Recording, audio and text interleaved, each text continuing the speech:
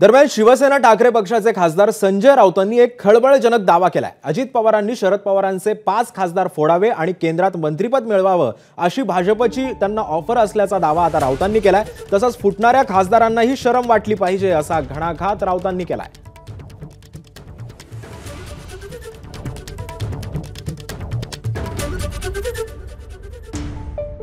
अजित पवार गटाला मंत्रिपद केंद्रात यासाठी नाही, कारण मंत्रिपदाचा जो केंद्रात फॉर्म्युला ठरलेला मला वाटतं 6 खासदारांमागे 1, तर माझी अशी माहिती आहे की प्रफुल्ल पटेल किंवा अजित पवार गटाला सांगितले तुम्ही पवार साहेबांचे 5 खासदार फोडून घेऊन या, तेव्हा तुमचा 6चा कोटा पूर्ण होईल आणि मग तुम्हाला मंत्रिपद देऊ।